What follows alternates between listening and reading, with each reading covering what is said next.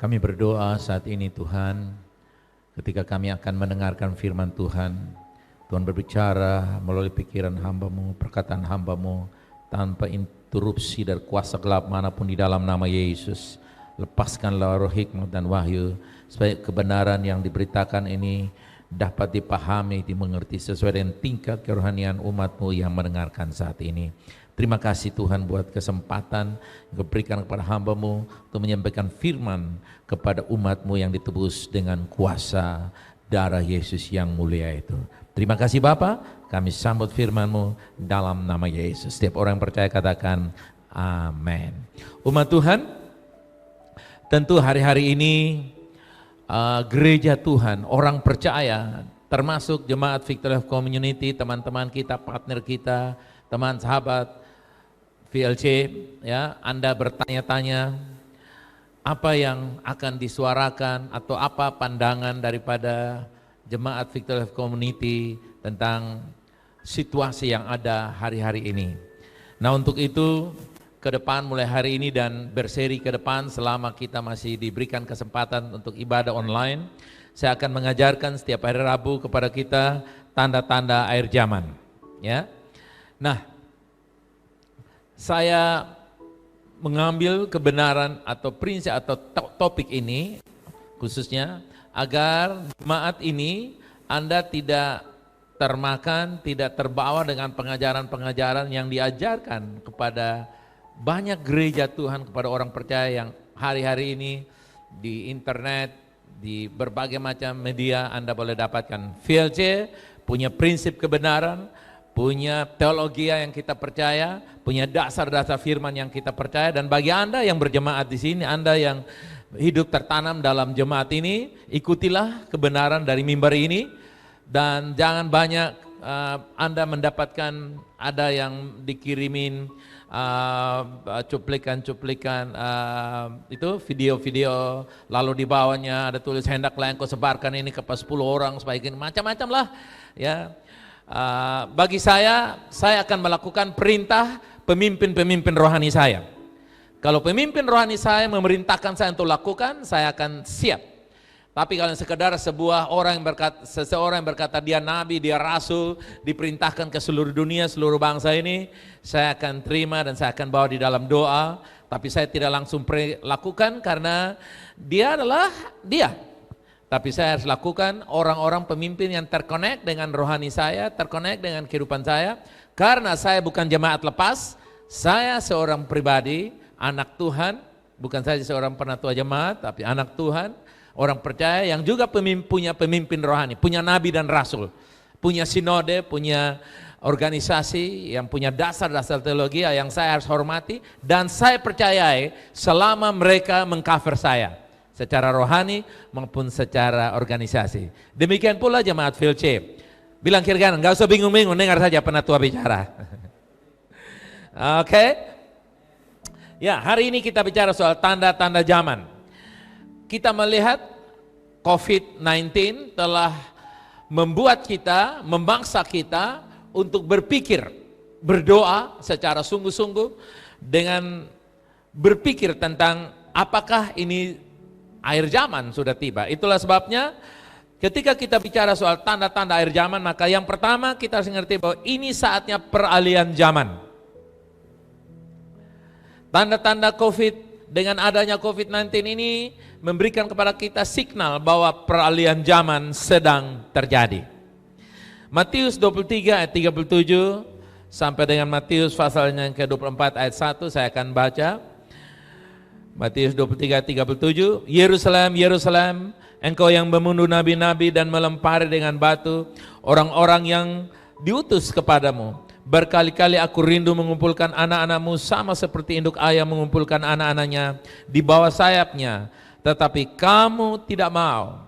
Lihatlah rumah ini akan ditinggalkan dan menjadi sunyi. Ayat 39, dan aku berkata kepadamu, mulai sekarang kamu tidak akan melihat aku lagi, sehingga kamu berkata, diberkatilah dia yang datang dalam nama Tuhan. Kita sambung terus sampai Matius 24 ayat 1.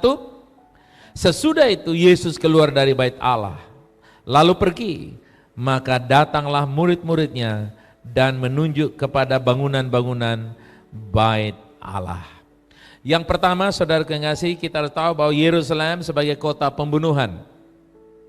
Karena dalam ayat yang ke-37a dari Matius 23 dikatakan, Yerusalem, Yerusalem, engkau membunuh nabi-nabi dan melempari dengan batu orang-orang yang diutus kepadamu. Kota ini menjadi kota yang jahat, kota yang menista Tuhan melalui nabi-nabinya. Pelan-pelan Tuhan dia lempar, dia membunuh. Ya, kota ini menjadi pembunuh nabi-nabi. Ya. Kita harus tahu itu. Yerusalem, ya, telah menjadi sebuah kota yang jahat di mata Tuhan pada masa itu. Yang berikut, Yesus tetap mengasihi Yerusalem walaupun dia membunuh nabi-nabi yang diutus, tapi Yesus mengasihinya. Seperti yang dikatakan dalam ayat 37b, di situ dikatakan bahwa aku rindu mengumpulkan engkau seperti seekor induk ayam mengumpulkan anak-anaknya. Yesus mengasihi Yerusalem. Kemudian yang berikut, yang ketiga, rumahmu bukan rumah Bapakku. Lihat, rumahmu bukan rumah Bapakku. Sudah terjadi sebuah peralihan dari rumah Bapa menjadi rumahku. Ini yang kita sebut kudeta. Terjadi kudeta di sana, ya. Yaitu rumah Tuhan tidak lagi menjadi rumah Tuhan, tapi menjadi rumahku. Rumahnya manusia. Telah terjadi pengambil alihan kekuasaan dari rumah Bapa menjadi rumahku. Dikatakan rumah Bapa menjadi rumahmu. Kita lihat apa yang ada 3 langkah menuju kesunyian Yerusalem, atau Yerusalem akan ditinggalkan. Zaman untuk Yerusalem segera sudah berakhir. Yang pertama, saudara yang kasih, dikatakan tadi dari Matius 24 ayat 1, Yesus keluar meninggalkan bait suci. Yang kedua, tirai ruang Maha Kudus dirobek dari atas ke bawah, ya. Markus 15 ayat yang ke-38. Tirai bait suci itu terbelah, ya. Dan yang ketiga, tentara Romawi membinasakan atau menghancurkan bait Allah. Nah, poin 1 dan 2 terjadi pada tahun 30 Masehi. Sedangkan poin yang ketiga, tentara Romawi membinasakan atau menghancurkan bait Allah, itu tahun 70 Masehi. Genap seperti yang dinubuatkan oleh Yesus. Kemudian kita lihat selanjutnya ada janji kedatangan Yesus. Matius 23 ayat 39, di situ dikatakan, dan aku berkata kepada mulai sekarang kamu tidak akan melihat aku lagi, hingga kamu berkata, diberkatilah dia yang datang dalam nama Tuhan. Diberkatilah dia yang datang dalam nama Tuhan. Ini Yesus sementara berbicara tentang dirinya sendiri, walaupun ditolak, walaupun tidak dipercayai, bahkan dibunuh oleh orang-orang di Yerusalem, tapi dia berjanji, dia memberikan signal bahwa dia akan datang lagi yang kedua kali. Itu pengertian ayat ini. Jadi ayat ini bukan orang yang datang dalam nama Tuhan diberkati. Ayat ini artinya Yesus memberikan signal bahwa dia pasti akan datang yang kedua kali walaupun ditolak untuk yang pertama kali dia datang di Yerusalem. Kita lihat terjadi peralihan zaman. Di dalam Matius 24 ayat 1 sampai 3 saya akan baca untuk kita semua. Sesudah Yesus keluar dari bait Allah lalu pergi, maka datanglah murid-muridnya menunjuk kepada bangunan-bangunan bait Allah. Ia berkata kepada mereka, kamu melihat semuanya itu? Aku berkata kepadamu, sesungguhnya tidak ada satu batu pun di sini akan dibiarkan terletak di atas batu yang lain, supaya semuanya akan runtuh. Ketika Yesus duduk di atas bukit Zaitun, datanglah murid-muridnya kepadanya untuk bercakap-cakap sendirian dengan dia. Kata mereka, katakanlah kepada kami, bila manakah itu akan terjadi, dan apakah tanda-tanda kedatanganmu dan tanda-tanda kesudahan dunia? Ini sebuah pertanyaan yang hari ini kita tanyakan, ya. Kapankah zaman akhir? Ini pertanyaan yang sangat relevan karena seluruh dunia, ya, orang mulai bertanya, inikah dalam pelajaran ke depan Jemaat ini akan diajarkan dan saya akan menjawab pertanyaan yang hari ini seluruh dunia, mungkin kita umat di VLC juga bertanya, kapankah zaman ini berakhir? Inikah zaman akhir itu? Zaman akhirnya kapan akan berakhir? Kita lihat, zaman bait suci sudah berakhir. Kita awali dengan ini. Bait suci sudah berakhir. Kita lihat yang pertama, Yesus keluar meninggalkan bait suci. Yang kedua, tirai ruang maha kudus robek dari atas sampai ke bawah. Artinya hadirat Allah tidak ada di sana lagi. Yang ketiga, tentara Romawi menghancurkan, membinasakan bait suci. Itu terjadi pada tahun 70 Masehi. Yang berikut saudara yang kasih, kita lihat perjumpaan Yesus dengan perempuan di Samaria. Yohanes pasal yang keempat ayat 20 sampai 23. Percakapan Yesus dengan perempuan Samaria. Nenek moyang kami menyembah di atas gunung ini, tetapi kamu katakan bahwa Yerusalemlah tempat orang menyembah. Kata Yesus kepadanya, percayalah kepadaku hai perempuan, saatnya akan tiba bahwa kamu akan menyembah Bapa bukan di gunung ini, bukan juga di gunung Yerusalem. Kamu menyembah apa yang tidak kamu kenal, kami menyembah apa yang kami kenal, sebab keselamatan datang dari bangsa Yahudi. Tetapi saatnya akan datang dan sudah tiba sekarang bahwa penyembah-penyembah benar akan menyembah Bapa dalam roh dan kebenaran, sebab Bapa menghendaki penyembah-penyembah demikian. Kita melihat bahwa ternyata perempuan ini berdiskusi dengan Yesus lokasi tempat penyembahan. Ya. Katanya di Yerusalem, katanya di atas gunung-gunung. Nah, sekarang kita lihat dulu, bait Allah adalah kamu. Ya. Peralihannya dari bangunan di Yerusalem beralih seiring dengan zaman yang sedang beralih, zaman yang akan mengakhirinya dirinya. Maka Anda harus tahu, 1 Korintus 3 ayat 16-17 menerangkan kepada kita, tidak tahukah kamu bahwa kamu adalah bait Allah dan bahwa roh Allah diam di dalam kamu? Jika ada orang yang membinasakan bait Allah, maka Allah membinasakan dia, sebab bait Allah adalah kudus dan bait Allah ialah kamu. Katakan, saya adalah bait Allah. Ya, Anda dan saya adalah bait Allah. Jadi sudah pindah, dari Yerusalem sudah pindah, dari gunung sudah pindah. Pindah yaitu dalam dirimu dan diriku adalah bait Allah. Di mana ada orang percaya, di situ bait Allah berada.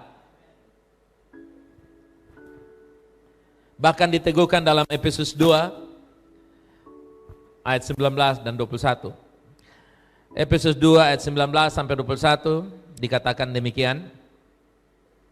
Demikianlah kamu bukan lagi orang asing dan pendatang, melainkan kawan sewarga dari orang-orang kudus dan anggota-anggota keluarga Allah yang dibangun di atas dasar para rasul, para nabi, dengan Kristus Yesus sebagai batu penjuru.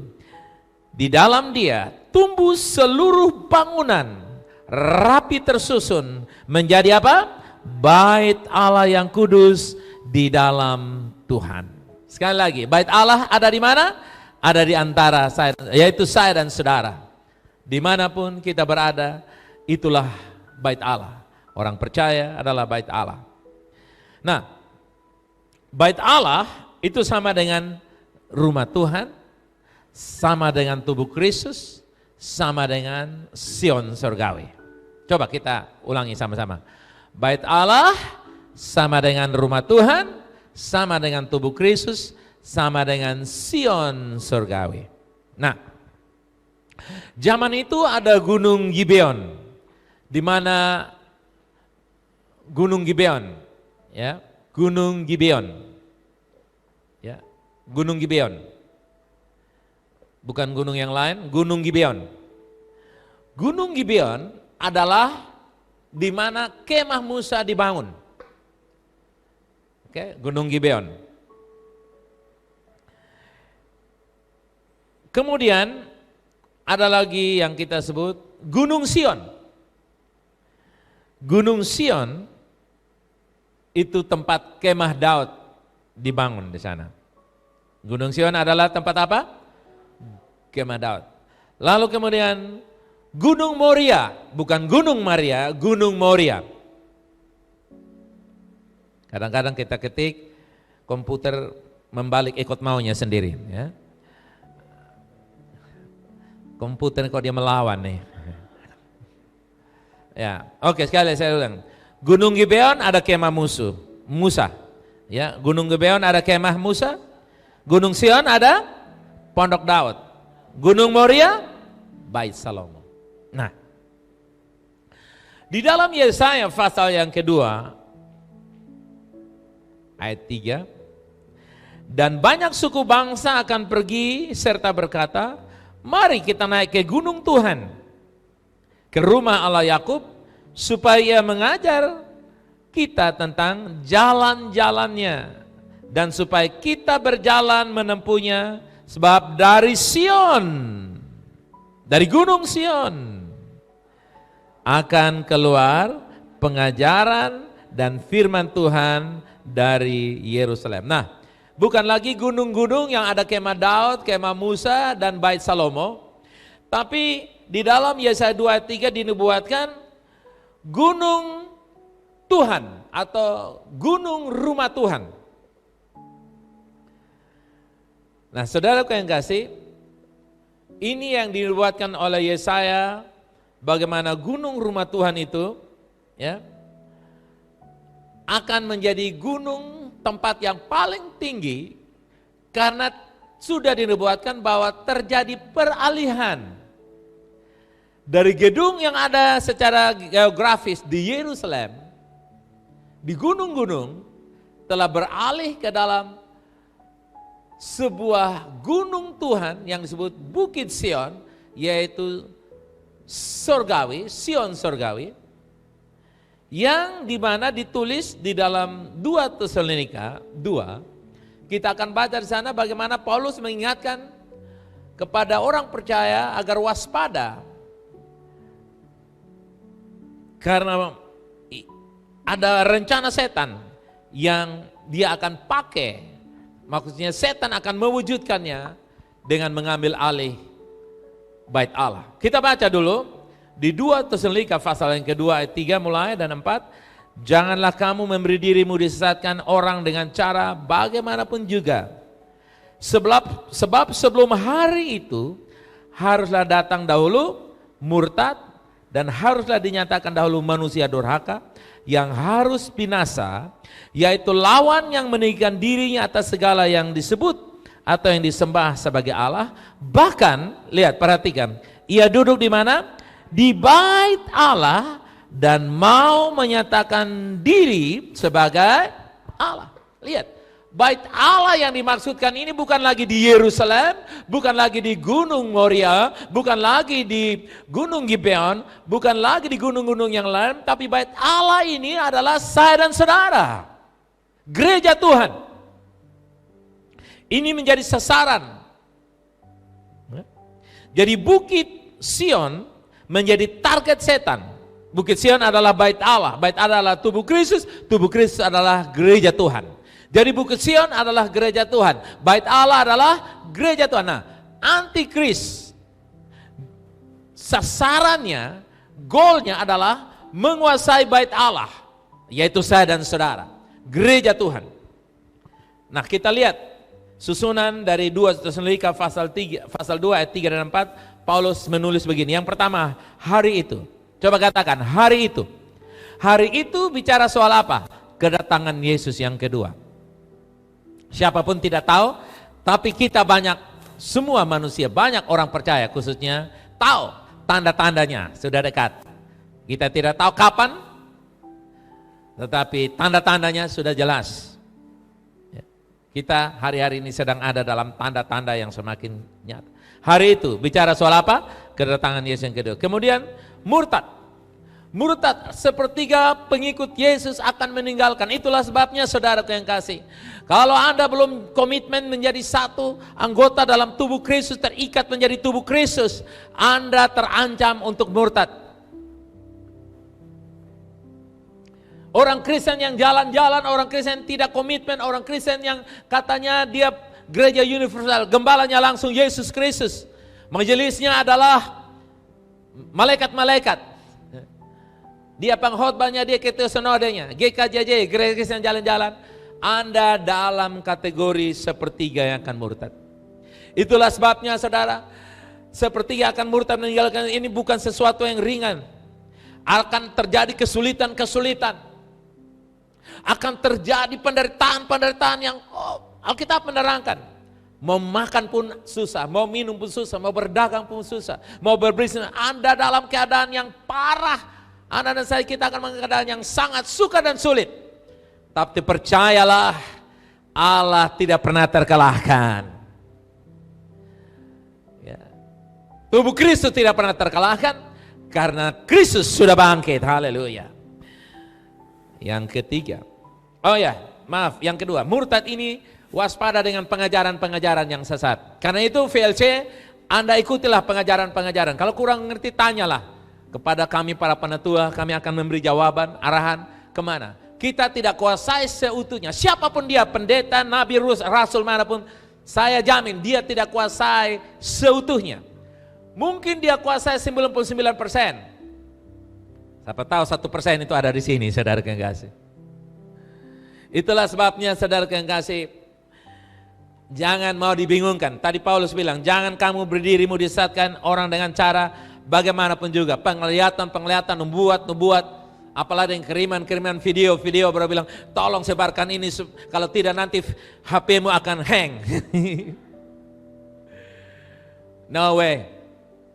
Ya, saya kasih tahu kepada jemaat VLC, mari dengar apa yang saya ajarkan hari-hari ini. Supaya kamu jangan rugi pulsa, jangan rugi waktu. Hanya kirim SMS, 2000 SMS, 3000 SMS. Pakai itu untuk menginjil. Nah, saya mau kasih tahu kepada kita semua, hari itu akan datang. Orang akan murtad karena pengajaran-pengajaran sesat, penderitaan, kesulitan. Yang ketiga, manusia durhaka itulah antikristus. Dia sementara mencari jalan. Tahukah Anda bahwa panggungnya sedang disiapkan hari-hari ini?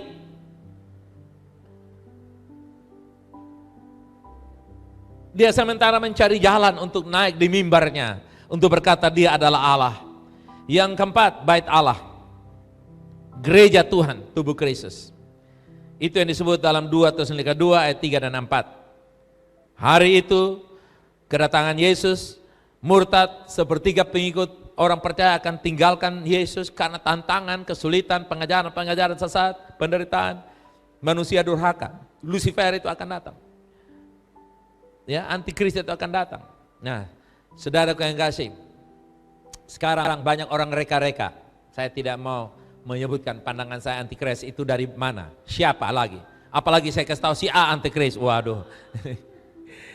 Saya hanya bilang bahwa roh antikristus sudah ada sejak dulu. Antikristus artinya melawan apa yang Kristus ngomong. Jadi bahayanya saudara, antikristus itu jangan kita sibuk cari orang, rohnya yang kita perangi. Antikristus artinya melawan apa yang Kristus lakukan. Yesus suruh puasa, tapi dia makan. Artinya itu roh antikristus. Yesus suruh berdoa, dia berdosa. Yesus suruh mengampuni, dia membenci. Yesus suruh memberi, dia menahan, dia kikir. Nah, itu adalah bagian-bagian dari karakteristik antikristus. Yesus suruh dia rendah hati, dia sombong dan angkuh. Ya, roh antikristusnya yang kita perangi. Orangnya kita nggak tahu, tapi rohnya kita perangi. Tidak boleh ada di tengah-tengah kita. Haleluya. Nah, saudara yang kasih, bait Allah itulah saya dan saudara. Nah, coba lihat tulisan ini. Rencana setan tidak berubah sejak pemberontakan pada masa mula. Sejak semula, rencana setan tidak berubah. Yaitu dia ingin menguasai sorga. Dan akhirnya dia dibuang dari sorga. Turun ke bumi. Dia ingin menguasai bumi. Bahkan bukan saja ingin menguasai bumi, dia ingin menguasai bait Allah, yaitu saya dan saudara, orang percaya. Kita lihat Yesaya 14 ayat 13 dan 14. Engkau yang tadinya kata dalam hatimu, aku hendak naik ke langit, aku hendak mendirikan tahtaku mengatasi bintang-bintang Allah, dan aku hendak duduk di atas bukit pertemuan jauh di sebelah utara. Aku hendak naik mengatasi ketinggian awan-awan, hendak menyamai yang mati. Itulah target setan. Dia akan duduk di bait Allah dan dia katakan, I am God, akulah Allah, sembahlah aku. Ini niat dendamnya setan, rindu dendamnya setan, visinya setan. Supaya dia menguasai bait Allah dan dia mendeklar kepada dunia ini bahwa dia adalah juru selamat yang menyelamatkan dunia.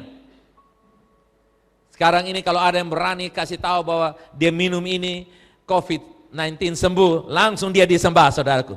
Walaupun dia dari kolbano pembelakang lagi, saudaraku.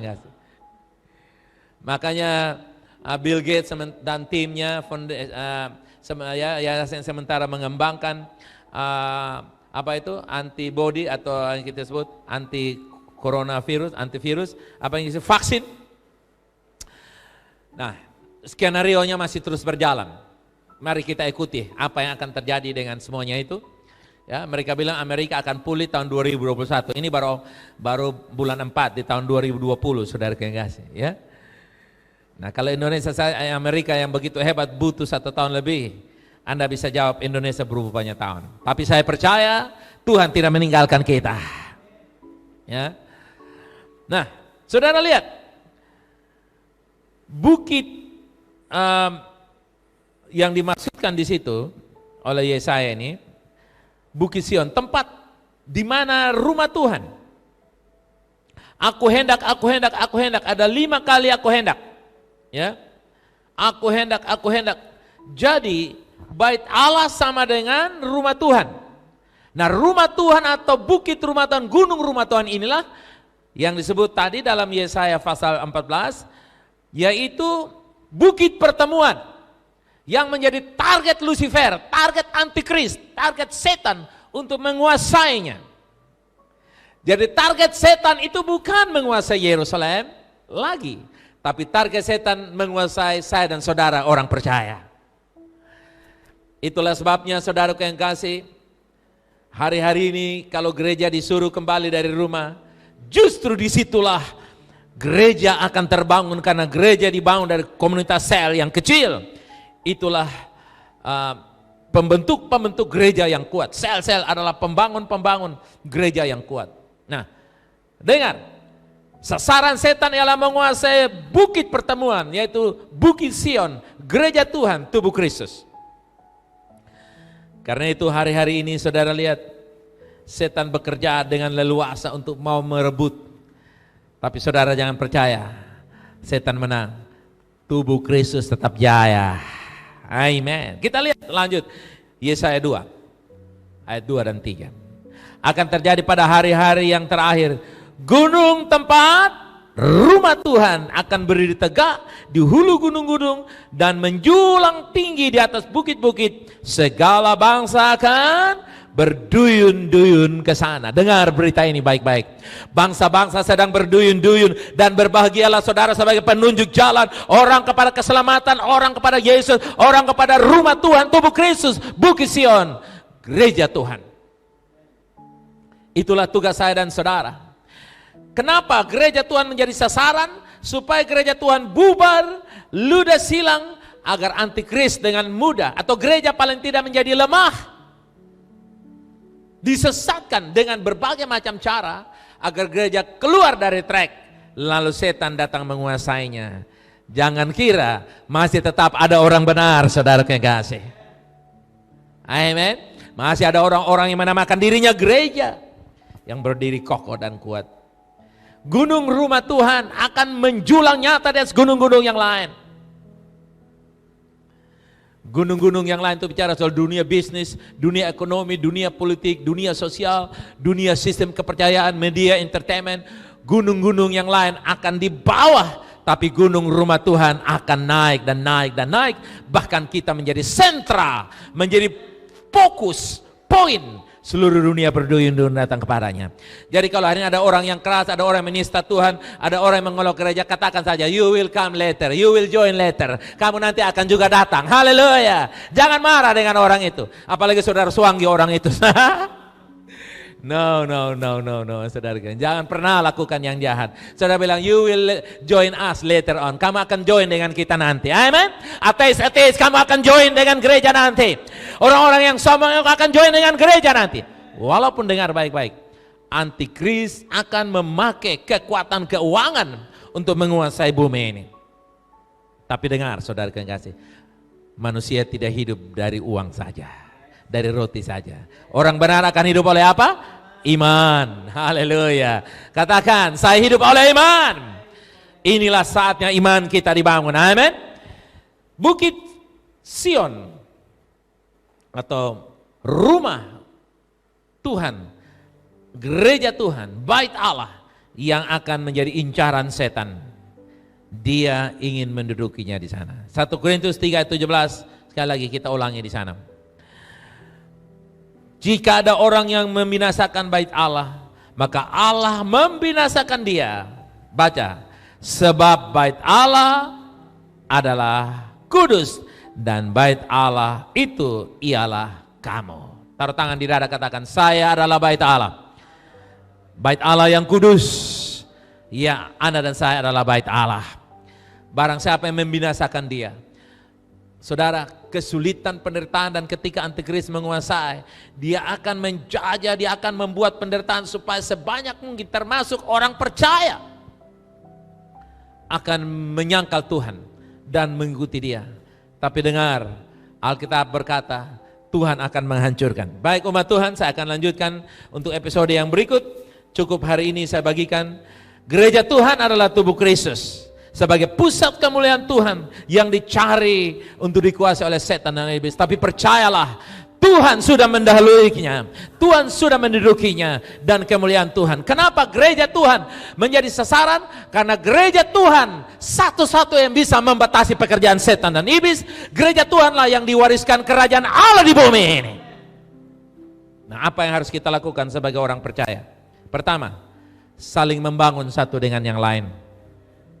Walaupun kita pertemuannya sekarang susah, kalau saudara sudah terlanjur, sudah nggak bisa lagi ketemu, saling tos, tendang kaki saja. Begitu ketemu tendang kaki, shalom, main tendang kaki aja. Kan nggak boleh pegang tangan toh, tendang kaki bareng shalom, saudara yang kasih. Ya.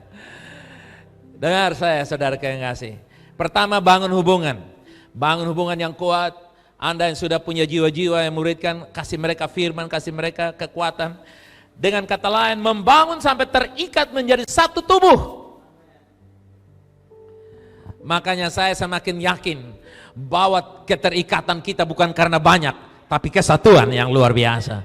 Tapi saya percaya juga akan puluhan ribu orang datang kepada Tuhan, dan kita siap-siap saja untuk menuai. Amin. Tapi kekuatan harus dimulai dari kita. Yang kedua, penginjilan atau pemuritan. Karena Yesus akan datang kalau Injil sudah diberitakan dan menjadi kesaksian. Matius pasal 24 ayat 14. Yang ketiga, menyiapkan infrastruktur non-elektrik dan non-kimia. Berdoa supaya di rumah, di lingkungan saudara paling tidak ada sumur yang bisa digali. Walaupun 60 meter yang penting bisa ditarik, saudara yang kasih. Kalau Anda beli tali nilon nggak bisa, tali gowang bisa dibikin, daun gowang bisa dibikin tali, saudara yang kasih ya. Kalau susah beli, nanti antikris sudah kuasai ember plastik, saudara bisa bikin ember dari kapisak, ember dari mana tuh? Tuak, saudara yang kasih ya. Saya percaya, hike, saudara yang kasih ya. Infrastruktur, berdoa supaya Anda punya rumah mulai ditanami sekarang ya. Tanam-tanam sayurnya Pak Victor mesti diperbanyak, saudara yang kasih ya. Marungga, sayur ubi dan yang lain-lain. Pokoknya tidak ada listrik pun Anda masih bisa hidup, amin. Hanya kalau tidak ada air, itu yang pergumulan. Tapi dengar, kita lakukan apa yang bisa kita lakukan, yang sisa mujizat Tuhan akan kerjakan. Saya berdoa siang ini, Tuhan berikan kekuatan kepada kami VLC, agar kami tidak gentar dengan COVID-19. Memang kami perlu berjaga-jaga, perlu pakai sarung tangan, pakai kacamata, pakai helm, pakai tisu atau pakai masker. Tapi kami percaya ada kuasa darah Yesus yang membentengi kami. Bapa, kuatkan kami semua, biar pengajaran hari ini mendapatkan tempat yang tepat dan terbaik. Terima kasih Bapa, kami komitmen untuk terikat, menyatu satu dengan yang lain. Walaupun keluarga kami, saudara seiman kami belum dewasa, belum sempurna, karakternya masih kurang sana sini, tapi di mana ada kesatuan, di situ ada pemulihan. Kami tidak mau cari orang yang sempurna, karena begitu kami dapat kelompok yang sempurna, kami yang tidak sempurna masuk, kami membuat ketidaksempurnaan lagi. Tetapi kami orang yang tidak sempurna, belajar untuk hidup dalam mencapai kesempurnaan oleh anugerah dan kekuatan. Diberkatilah engkau siang ini, diberkatilah engkau sore ini, engkau yang berjalan bersama Tuhan makin lama makin kuat, mewujudkan kerajaan Allah di bumi. Dan yang percaya katakan, amin.